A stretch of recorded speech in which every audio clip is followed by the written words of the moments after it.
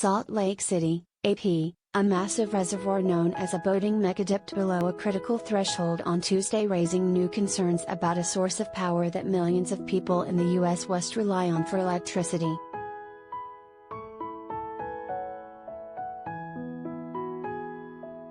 Lake Powell's fall to below 3,525 feet, 1,075 meters, puts it at its lowest level since the lake filled after the federal government dammed the Colorado River at Glen Canyon more than a half-century ago, a record marking yet another sobering realization of the impacts of climate change and mega-drought.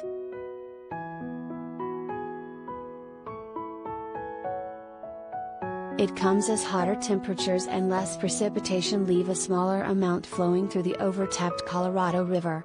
Though water scarcity is hardly new in the region, hydropower concerns at Glen Canyon Dam in Arizona reflect that a future western states assumed was years away is approaching, and fast.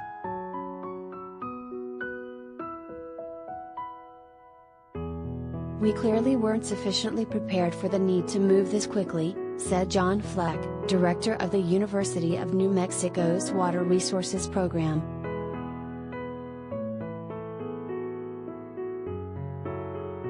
Federal officials are confident water levels will rise in the coming months once snow melts in the Rockies. But they warn that more may need to be done to ensure Glen Canyon Dam can keep producing hydropower in the years ahead.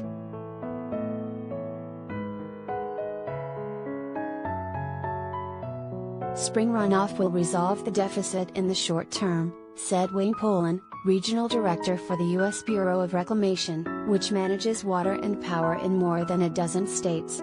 "However, our work is not done."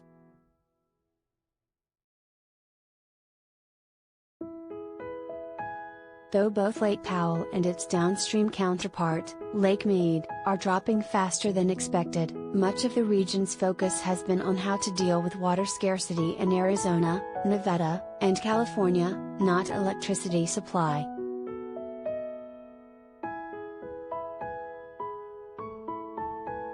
For Glen Canyon Dam, the new level is 35 feet, 11 meters, above what's considered minimum power pool, the level at which its turbines would stop producing hydroelectric power.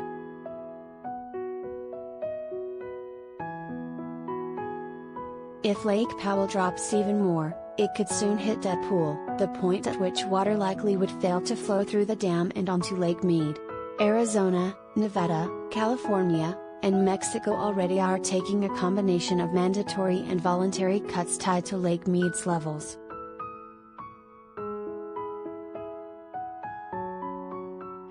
About 5 million customers in 7 states, Arizona, Colorado, Nebraska, Nevada, New Mexico, Utah and Wyoming, buy power generated at Glen Canyon Dam.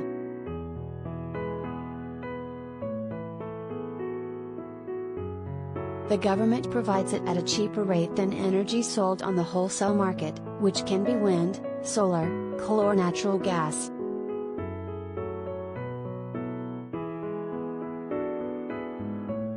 For the cities, rural electric cooperatives and tribes that rely on its hydropower, less water flowing through Glen Canyon Dam can therefore increase total energy costs. Customers bear the brunt.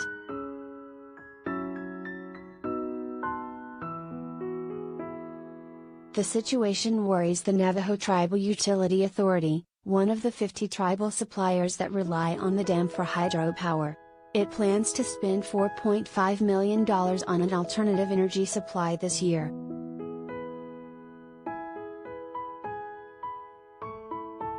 "It's a very sensitive issue for all of us right now," said Walter Haas, the tribal utilities general manager.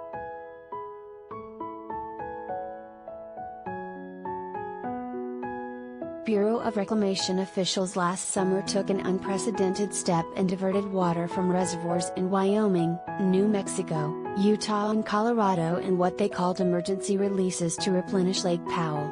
In January, the agency also held back water scheduled to be released through the dam to prevent it from dipping even lower.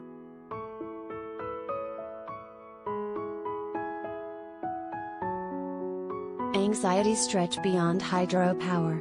Last summer, Tourism and boating were hobbled by falling lake levels. The Glen Canyon National Recreation Area is taking advantage of the low levels at Lake Powell to extend boat ramps.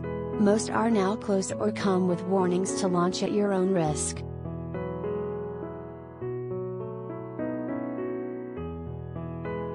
In Page, Arizona, which benefits from recreation at Lake Powell, officials launched a campaign this month to highlight that lower levels aren't necessarily bad for visitors, noting receding shorelines have revealed sunken boats, canyons and other geographic wonders.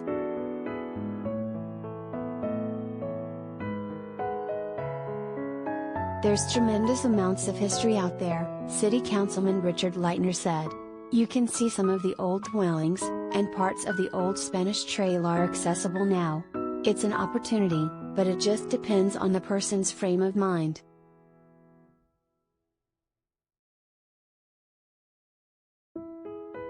The record low also comes after a tough year for hydropower. Last year, as U.S. officials worked to expand renewable energy, drought in the West drove a decline in hydropower generation, making it harder for officials to meet demand. Hydropower accounts for more than 1/3 of the nation's utility-scale renewable energy.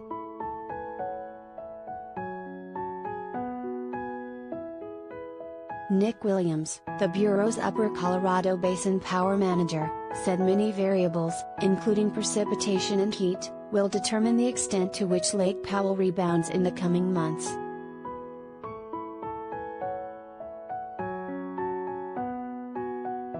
Regardless, hydrology modeling suggests there's roughly a 1 in 4 chance it won't be able to produce power by 2024.